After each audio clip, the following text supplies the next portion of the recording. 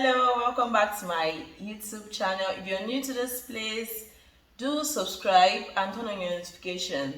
On today's episode, I'm going to be talking to you about how I overcame anger outbursts.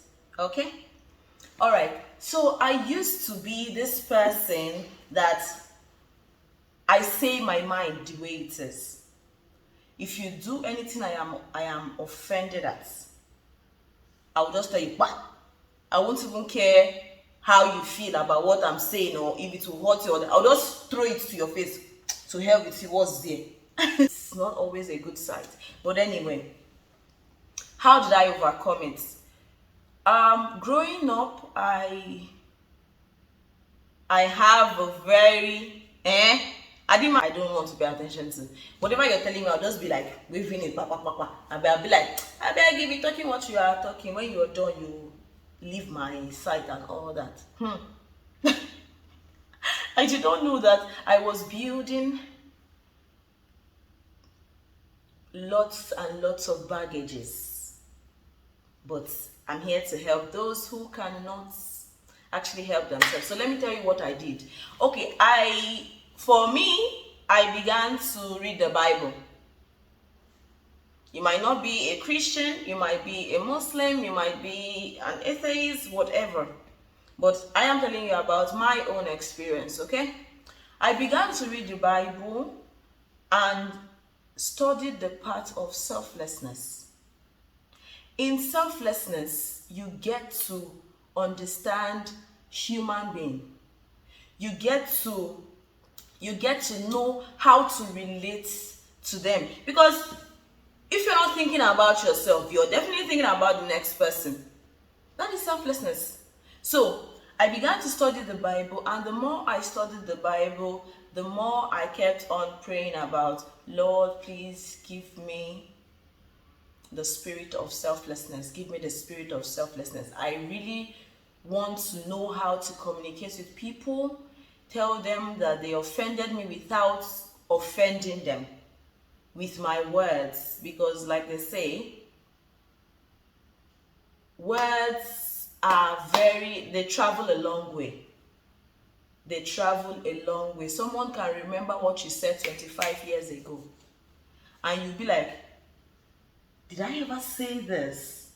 For real? You'll be shocked at what the brain can store. You'll be shocked. You that the giver most times always forgets what he or she gives, but the receiver always remembers.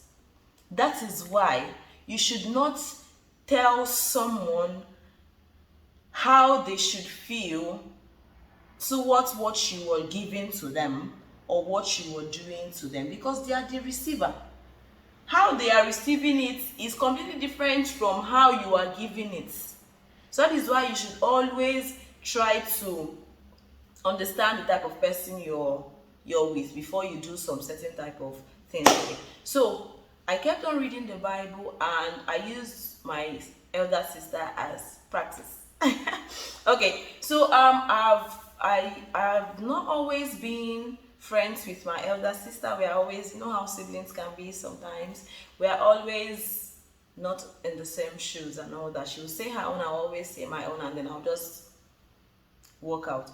But as time went on, because I was determined to actually be selfless, to actually know how to speak to people when they offend me, I decided to use her as an example. So one day we clashed. She accused me of doing something that I definitely know I did not do. And if it was my former self, I would try to explain to her how I didn't do what I did. At that moment, she was raking. That is the worst thing to ever do. When someone is at that point, blasting, blowing, talking, doing the, don't try to explain yourself. Don't do that, because no matter what you say at that moment, the person will not comprehend. Nothing you will say will make that person comprehend what the message you're trying to pass across. So what do? You keep quiet. You listen. If the person say, I'm talking to you, I'm keeping quiet. You be like, no, I'm not quiet, I'm listening to you. You keep quiet, you keep on nodding, shaking, whatever it is you're doing, you just keep on it to show the person that I'm actually listening to you, I'm not just ignoring you, you get. So after she finished showing the outburst, doing everything, I told her okay, and then walked away. Trust me, my former self will not say okay or keep quiet and walk away. I had to wait for her to calm down, come back,